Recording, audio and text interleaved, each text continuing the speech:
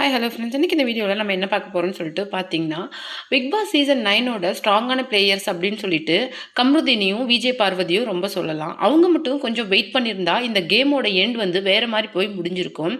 அவங்க அந்த கார்டாஸ் கப்பை ஒரு ஆங்கரோட பீக்கில் போய் சாண்ட்ராவை கிக் பண்ணி வெளியில் தள்ளிட்டாங்க. அதனால் அவங்களுக்கு ரெட் கார்டு வந்து கொடுக்கப்பட்டு எவிக்ட் பண்ணினாங்க. ரெட் கார்டு கொடுத்த அப்புறமேலு கம்ருதீன் வந்து சாண்ட்ராவோட காலில் விழுந்து மன்னிப்பு கேட்டார். விஜய் பார்வதியும் சாண்ட்ரா கிட்ட என்னை மன்னிச்சிடுங்க சாண்ட்ரா, எனக்கு இந்த கில்ட் வந்து லைஃப் ஃபுல்லாக போகாது அப்படின்னு சொல்லியிருந்தாங்க. ரெட் கார்டு கொடுக்கறதுக்கு முன்னாடியே ஒருவேளை அவங்க சாண்ட்ரா கிட்ட மன்னிப்பு கேட்டிருந்தா அதை ஒரு நடிப்பு அப்படின்னு சொல்லிட்டு சொல்லியிருக்கலாம். பட் எவிக்ட் ஆகி வெளியில் போகிறதுக்கு கொஞ்ச நேரத்துக்கு முன்னாடி அவங்க கம்ருதீன் வந்து சாண்ட்ரா காலில் விழுந்து மன்னிப்பு கேட்டதை நடிப்புன்னு சொல்ல முடியாது. அவங்க ரொம்ப ஹார்ட் ஃபெல்ட்டிங்காக தான் அந்த மன்னிப்பை கேட்டிருக்காங்க. அது மட்டும் கிடையாது, ஃபஸ்ட்டு அவங்கள 2 பேரையும் ட்ரிகர் பண்ணுற மாதிரி பேச ஸ்டார்ட் பண்ணது சாண்ட்ரா தான். அந்த கான்வர்சேஷனை நல்லா பார்த்தா நமக்கே தெரியும். ஆனால் அவங்க ட்ரிகர் ஆகாத கொஞ்சம் வெயிட் பண்ணியிருந்தாங்கன்னா, மேபி அவங்களுடைய ஆங்கர் இஷ்யூவை கொஞ்ச நேரம் அவங்க சமாளிச்சிருந்தாங்கன்னா, இந்த 10 டேஸ் அவங்க ஸ்மூத்தாக உள்ளே இருந்திருக்கலாம். இல்லை மேபி பேச்சு அதிகமாகி அவங்களுக்கு எல்லோ கார்டு இஷ்யூ பண்ணி வார்னிங்கோட முடிஞ்சிருக்கலாம். பட் அது எதுவுமே நடக்கலை. அவங்களுக்கு வந்து ரெட் கார்டு கொடுத்து எவிக்ட் ஆகிற அளவுக்கு போயிருச்சு.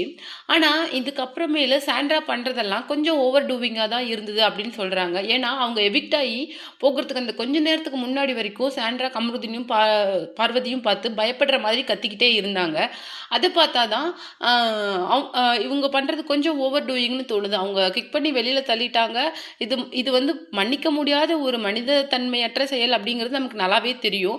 ஆனால் அவன் ரெட் கார்டு வாங்கி எவிக்ட் ஆகி வெளியில் போகிறான்னு முடிவான அப்புறமேல அவன் கேட்குற சாரியை கொஞ்சம் அக்செப்ட் பண்ணியிருந்திருக்கலாம்.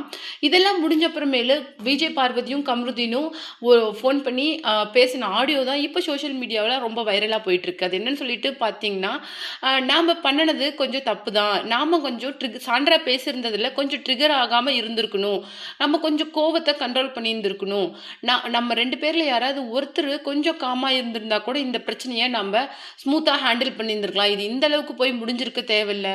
இப்போ வந்து நம்மளுடைய கெரியரே லூஸ் பண்ணுற மாதிரி வந்துட்டோம் அப்படின்னு சொல்லிட்டு பேசியிருக்காங்க. அது மட்டும் கிடையாது, 2 பேருமே தங்களுடைய பேஜஸில் என்ன டேக் பண்ணியிருக்காங்க அப்படின்னு சொல்லிட்டு பார்த்தீங்கன்னா, அப்போவே அவங்க சாரி சொன்னது வந்து ரொம்ப வைரலாக போயிட்டு இருந்துச்சு. பிரஜினே கமருதீன் காலில் விழுந்ததை அக்செப்ட் பண்ணி பிரஜின் வந்து ரொம்ப தப்பு உணர்ந்து தான் பண்ணியிருக்காரு அப்படின்னு சொல்லியிருந்தாரு. ஆனால் அவங்க வந்து வெளியில் வந்ததுக்கு அப்புறமேலு தங்களுடைய பேஜஸில் என்னென்ன சொல்லியிருக்காங்க அப்படின்னு சொல்லிட்டு பார்த்தீங்கன்னா, thanks to Bigg Boss audience அப்படின்னு சொல்லியிருக்காங்க. ஏன்னா நிறைய பேர் அவங்களுடைய சாரியை அக்செப்ட் பண்ணிக்கிட்டு சாண்ட்ராக்கு ஆப்போசிட்டாக விஜய் பார்வதி பக்கமும் கம்ருதீன் பக்கமும் பேசியிருக்காங்க. ஏன்னா சாண்ட்ரா பண்ணினது அந்த விஷயத்தை ரொம்ப ஒரு பீக்கில் கொண்டுட்டு போன மாதிரி இருந்தது. அவங்க அந்த நிலைமையை தனக்கு சாதகமாக யூஸ் பண்ணிக்கிட்டாங்களோன்னு தோணுது அப்படின்னு சொல்லிட்டு நிறைய பேர் சொல்லியிருந்தாங்க.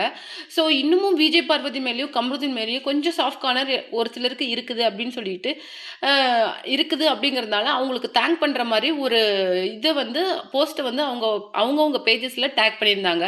நீங்கள் இதை பற்றி என்ன நினைக்கிறீங்க? அவங்க மேலே இருக்கிற தப்பை நீங்கள் எப்படி பார்க்குறீங்க அப்படிங்கிற உங்களோட கமெண்ட்டை மறக்காம நம்ம கமெண்ட் பாக்ஸில் கொடுத்துருங்க.